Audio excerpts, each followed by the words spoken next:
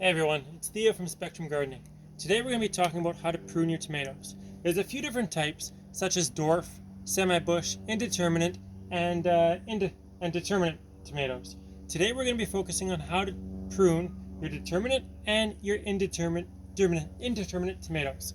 So if you follow me, let's go take a look at some plants I pruned earlier today. So these, all on these rebar posts right here, these are all indeterminate tomatoes. I'm trying to train them to one or two vines, as you can see here. And as I'm coming up, I'm tying them and I'm cutting them. And so I'm trying to keep them to as few vines as possible, solely because it keeps the plant manageable. The reason with indeterminate tomatoes I want to prune them so much is because these plants will keep growing until the frost comes or until the blight comes and kills them at the end of the season. They'll keep growing and keep producing tomatoes. So if you look down on this bottom over here, you'll see how the bottom all along here on all my plants is pretty much free and clear. There's a few different reasons for that. One of the reasons is, let's say, hand watering. If I'm watering close to the surface, I'm going to have water and soil bounce up and hit the leaves, which will introduce disease, fungi, and is basically not going to be good for the plant. Myself, I do use drip irrigation, but I still keep the bottom foot or so clear just in case. It also keeps my soil a little bit clear like this, because as you can see, I've interplanted yellow bush beans. So it opens them up, opens up the bottom so you can see a bit more sunlight. So you can see how I've pruned these ones earlier today. Now I'm going to show you a vine of a branch I didn't actually prune. So if you look at this one right here, if you look at the far back over here, you can see how it was part of the main vine. But if you follow my finger right here, this was a sucker. So this is typically something you'd want to prune out.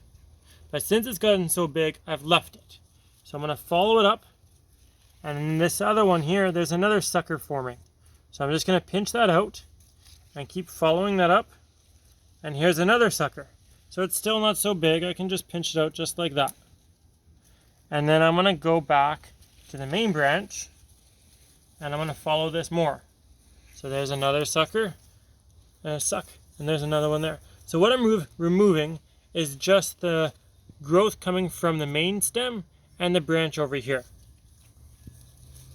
And here's another one right here. So since this one's so big, I'm not going to be pinching this one out, but I can pinch this sucker right here, right there. And if we take a close look at this one, right here, you can see how there's flowers there. And if we take a look right here, you can't see any of this one, but I'll show you another one later on. But to stop the growth from this plant, I'm going to prune out this sucker and pinch that off the top. So now this branch isn't going to grow anymore. I've stopped its growth. It's just going to produce flowers and fruit where it is right now. So I'll check the rest of it. And here's another sucker. As you can see, it's growing right in between the main branch and the leaf branch right here. I'm just going to pinch that out. And then I'll follow this branch up again. Make sure there's nothing else. And then pinch that out. And then if we look, we've got another sucker right here. So if you look really close, you can see how there is flowers forming right here. You can see them right there. Kind of like that, but not as far as long. So what I want to do, I don't want to pinch those flowers off. I want to pinch it right there. Right there. And right there. So that means what I've done is I've just removed all the growth tips and I've just left the flowers, so I still get the fruit from it, but I won't have to worry about this sucker going up and growing even more. And what I'm going to do, since I already have so many up here of these, I don't want another lead, so I'm going to go back down to this. I'm going to take a pair of shears and cut that right there. So this branch isn't going to grow anymore. And I'm going to go to this one. And I'm going to find the nearest one. I'm going to go down to right there and cut that off.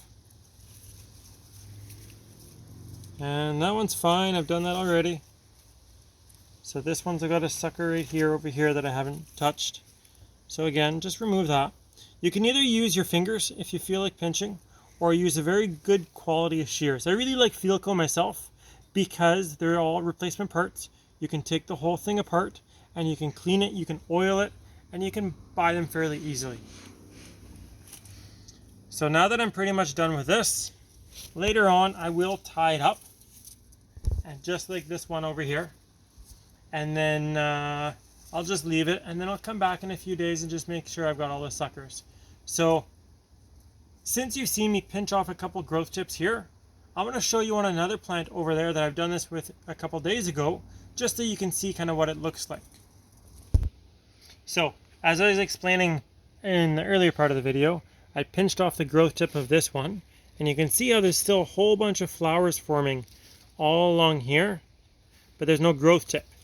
So this sucker is going to grow up, it's going to produce all the fruit right here, and then that's going to be it. Because I don't want this plant to get unmanageable. If I let it just continue to grow, this thing will grow into a monster of a plant, and it's just going to become huge.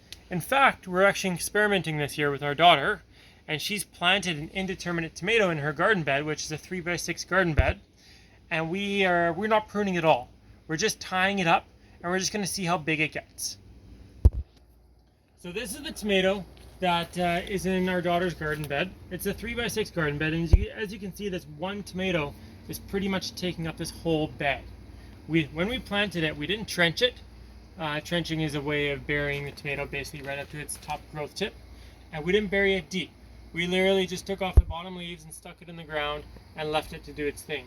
And you can see that it's grown out of this tomato cage already, and I've trellised it over to that trellis. I've tied it up over there, and it's got branches and vines coming here, and it's got more vines coming this way.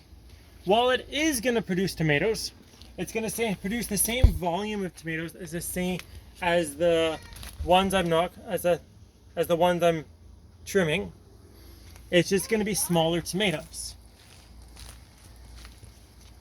So the reason that I like to also trim up my plants is because if you look inside here, there's going to be very little airflow, which can cause disease like mold, and it's going to be, if we have rain, blight will become an issue, and it can wipe out the tomato plant.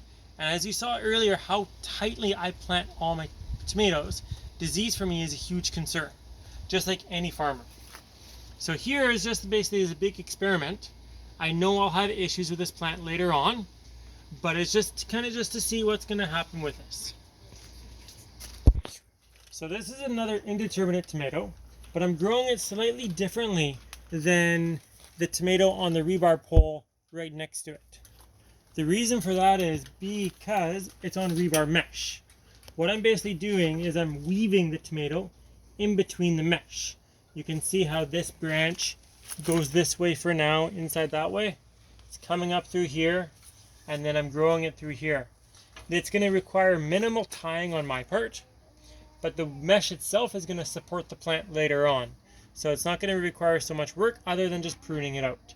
My goal at the end of the year is the plant is going to come up, it's going to grow over this, and then it's actually going to go over, and previous years we've eaten tomatoes right off that the blue roof of the lean-to. So I can actually grow the plant up and horizontally over. I can train it to do that. So now we'll go take a look at the determinate tomatoes. So this is one of the many determinate tomatoes that I have.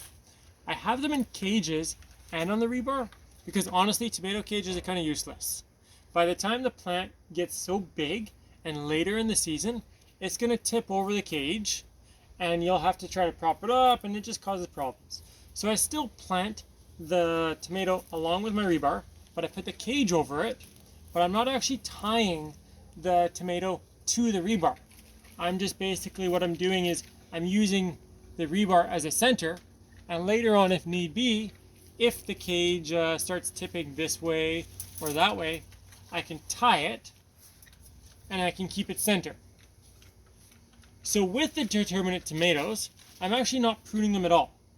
if you take a look right here, there's a sucker coming up right there. And let's see if I can find another one. There's one coming up right here. I'm just really letting this plant be as it is, except for the bottom here. The bottom I'm keeping clear, just like my regular plants, my regular indeterminate tomatoes, to help prevent from disease and to also get a little bit more sun for the crops that I have planted in between.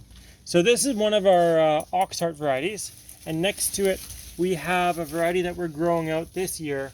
I believe it's a Japanese or it's a Chinese variety. I'm not sure. I'd have to double check the name. But this one here, you can see clearly that there used to be a branch here that I pruned off. This is a sucker coming up, and I've just left it. The only thing I really do with these is I take the suckers and I put them inside the cage like that, just to kind of keep it a little bit more centered. I will have to watch the disease on these plants, partially because I'm not pruning the inside of them to give them more airflow. So that's one thing I will have to watch. But other than that, I just let them be.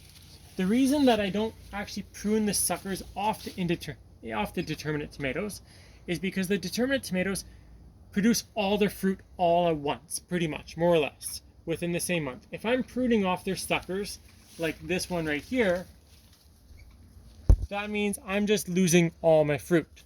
You can see how there's already flowers forming. If I start pruning off all the suckers, that means I'm just going to be pruning off my fruit. So I just leave these ones, just let them do as they want, and after they're actually finished producing, I've actually pulled them out in previous years, and I've planted other things. So if you have any questions about pruning your indeterminate tomatoes, or how to maximize your airflow in the determinate tomatoes, please leave a comment below, and don't forget to like and subscribe our channel. Thank you for watching.